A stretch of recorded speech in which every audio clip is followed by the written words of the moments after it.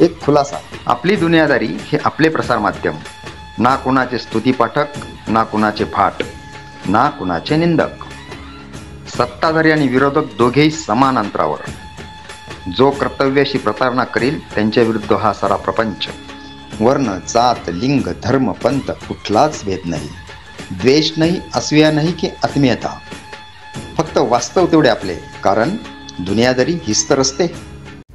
नैसर्गिक निचरा होणारे मार्ग अतिक्रमणांमुळे बंद, शेतात साचले पावसाचे पाणी, शेतीचे प्रचंड नुकसान, पालकमंत्र्यांचे आदेश.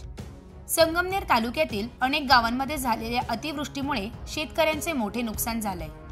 पाण्याचा नैसर्गिक निचरा होणारे मार्ग अतिक्रमणांमुळे बंद झाल्याने शेतात पाणी साचून राहिले आहे. या परिस्थितीची गंभीर दखल घेत जिल्ह्याचे पालकमंत्री नामदार राधाकृष्ण विखे पाटील यांनी स्वतः दौरा करत पाहणी केली आणि तात्काळ अतिक्रमणे काढण्याचे आदेश दिले. उंबरी, बाळापूर, रहीमपूर, जोरवे आणि कोल्हेवाडी या गावांमध्ये गेल्या काही दिवसांपासून पाणी शेतात साचलंय.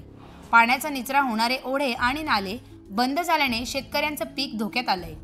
शेतकऱ्यांच्या तक्रारींची दखल घेत पालकमंत्री राधाकृष्ण विखे पाटील यांनी स्वतः या गावांना भेट दिली. शेतकऱ्यांशी संवाद साधून त्यांनी परिस्थितीची माहिती घेतली आणि महसूल, जलसंपदा, जलसंधारण तसेच सार्वजनिक बांधकाम विभागाच्या अधिकाऱ्यांची तातडीची बैठक घेतली. या बैठकीत त्यांनी अतिक्रमणे हटवून पाण्याचे नैसर्गिक मार्ग मोकळे करण्याचे आदेश दिले.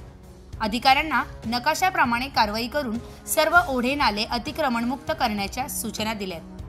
शेतकऱ्यांना दिलासा मिळावा म्हणून सर्व विभागांनी एकत्र येऊन अतिक्रमण हटविण्याचे काम तात्काळ सुरू करावे, निर्देश दिल्याचे पालकमंत्र्यांनी म्हटलंय. या कारवाईमुळे शेतात साचलेलं पाणी कमी होईल आणि पिकांचं पुढील नुकसान टळेल अशी अपेक्षा आहे. पालकमंत्र्यांच्या पाहणी दौऱ्यामुळे प्रशासकीय यंत्रणा आता युद्ध पातळीवर कामाला लागली आहे. शेतकऱ्यांना आता शासनाच्या या तातडीच्या कारवाईतून कितपत दिलासा मिळतो हे पुढील काही दिवसात स्पष्ट होणार आहे. ब्युरो रिपोर्ट, आपली दुनियादारी, संगमनेर.